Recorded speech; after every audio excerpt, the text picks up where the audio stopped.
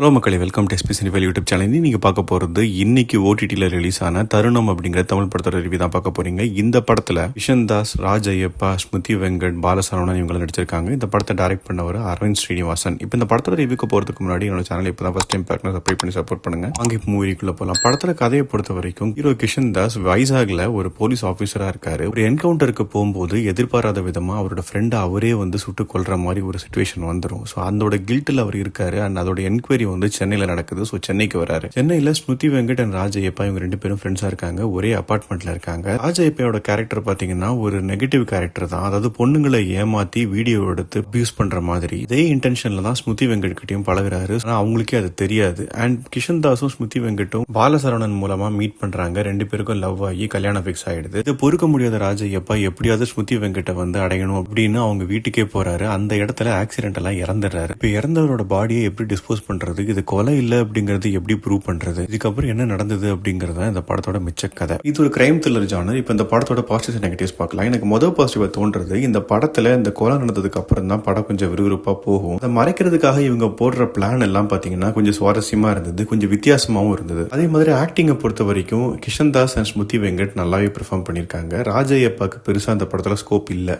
பாலசரவணனோட one line counter சில இடத்துல work out ஆயிருக்குது. கடைசியா ஒரு சின்ன ட்விஸ்டும் இருக்கும். அதுவும் ஓரளவுக்கு ரசிக்க முடியாதா இருந்தது. இதெல்லாம் தான் அந்த படத்தோட பாசிட்டிவ்ஸ். இப்போ நெகட்டிவ் சைட் பார்க்கலாம். முதல் நெகட்டிவா தோன்றது, இந்த படத்துல ஏகப்பட்ட லாஜிக் மிஸ் இருக்கும். எக்ஸாம்பிளுக்கு சொல்லணும் அப்படின்னா சிசிடிவி ஃபுட்டேஜை இவங்க ட்ரிக்ஸ் பண்ணலாம் அப்படிங்கிற மாதிரி ட்ரை பண்ணுவாங்க. அதாவது பின்னாடி இருந்ததை மட்டும் தான் அந்த சிசிடிவி கேப்சர் பண்ணும், முன்னாடி கேப்சர் பண்ணாது. ஸோ ஃபேஸ் தெரியாது அப்படிங்கிற மாதிரி இவங்க சொல்லுவாங்க. ஆனால் அது லிஃப்ட்டுக்குள்ள நிற்கும் போது மட்டும்தான் அந்த மாதிரி கேப்சர் பண்ணும். ஆனால் லிஃப்ட்டுக்குள்ள என்டர் ஆகும் போதே ஃபேஸை கேப்சர் பண்ணிருமே. ஸோ இந்த லாஜிக் அவங்க பெருசா யோசிக்கல. ராஜையப்பாட அம்மாக்கு டவுட் வந்துடும். ஆனால் அதுங்க கன்ஃபார்ம் பண்றதுக்காக போலீஸ்லாம் கூட நிற்பாங்க. அப்போ கூட அந்த வீட்டை போய் சர்ச் பண்ணுங்க அப்படிங்கிற மாதிரி கூட சொல்ல மாட்டாங்க. கடைசி வரைக்கும் சந்தேகத்திலே இருந்துருவாங்க. சோ இந்த லாஜிக்கும் பெருசா ஒர்க் அவுட் ஆகல. இந்த மாதிரி படத்துல ஏகப்பட்ட லாஜிக் மிஸ் ஆயிருக்குது. கிஷன் தாஸுக்கு இந்த போலீஸ் கேரக்டர் பெருசா செட் ஆகல. கொஞ்சம் மேன்லியா பண்ணணும் அப்படிங்கிறதுக்காக சில மேனரிஸ் எல்லாம் பண்றாரு. பட் ஆனால் அது ரொம்ப ஆர்டிபிஷியலா இருக்குது. அண்ட் ரொம்ப டியூரேஷன் லெங்தான ஒரு சாங் சீக்வன்ஸ் அண்ட் தேவையில்லாத இடத்துல ஒரு ரொமான்ஸ் சீக்வன்ஸ் இப்படின்னு சொல்லி கொஞ்சம் டியூரேஷன் ட்ராக் பண்ணிருக்காங்க. அது மாதிரி பாலசரவணனுக்கு ஒரு சீக்வன்ஸ் கொடுத்து பண்ண சொல்லியிருப்பாங்க.